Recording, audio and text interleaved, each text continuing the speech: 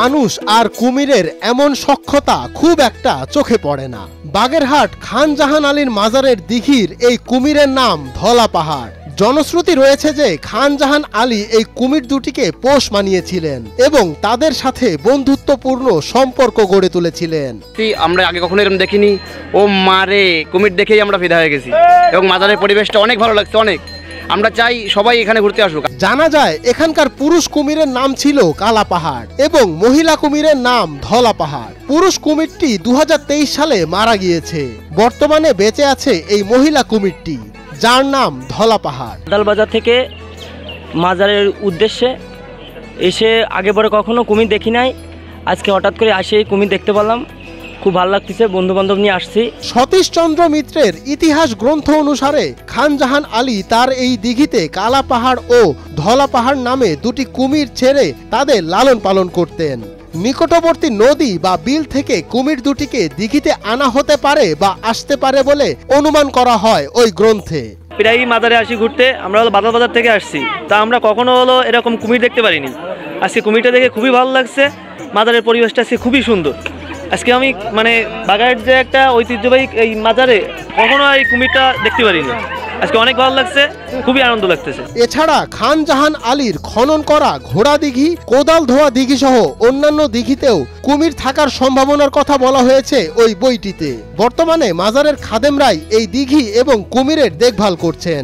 তবে মেহেদি হাসান তপু নামের এক যুবকের সাথে গড়ে উঠেছে এই ধলা পাহাড়ের বন্ধুত্ব। আমি এই মাজারের এখানে কুমিরের দায়িত্ব রক্ষণাবেক্ষণে, আমার বাড়ি হচ্ছে এখান থেকে 1 মিনিট হাঁটা গেলে আমার বাড়ি। তো এই যে ধলা পাহাড়কে দেখতেছেন, এখন শুধু এই ধলা পাহাড়ই বেঁচে আছে। কালা পাহাড় মারা গেছে 2023 সালে। তাকে প্রায়ই দিঘিতে দেখা যায়, খাবার দিচ্ছেন ধলা পাহাড়কে।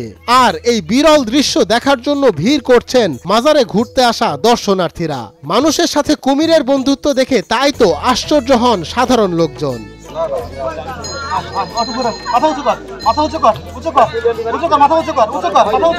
মেহেদি হাসান তপু নামের যুবক ডাকলেই নাকি সাড়া দিচ্ছে এই ধলা পাহাড়। মাথা উঁচু করতে বললে মাথা উঁচু করে নিচ্ছে খাবার।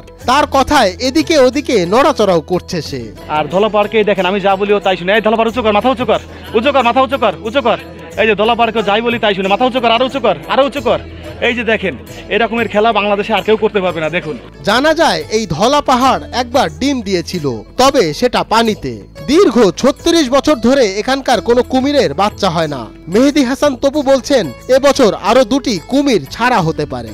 সে বলছে যে আরো 2টা কুমির এখানে ছাড়া হবে। এখন শুধু একটা কুমিরই আছে, ও হচ্ছে মাদি কুমির। এবছর ডিম পারছিল, ডিম পারছে পানিতে। পুরুষ কুমির না থাকার কারণে ডিম পানিতে ছাড়ছে।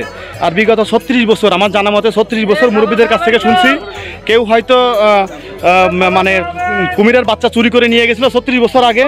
তখন এই কুমিরের বাচ্চা তারপর থেকে আর হয়নি। এটা অভিশাপ বা কিছু তা কিছু জানি না। ভবিষ্যৎ প্রজন্ম হয়তো একটা সময় বলবে এই দিঘিতে শতবর্ষী কালা পাহাড় ও ধলা পাহাড় নামে 2টি কুমির ছিল, যার সঙ্গে আষ্টে পৃষ্ঠে জড়িয়েছিল 6 শতাব্দী ব্যাপী এক ইতিহাস। এমনটাই মনে করছেন স্থানীয়রা। মঞ্জুর এ মাওলা, নয়া দিগন্ত।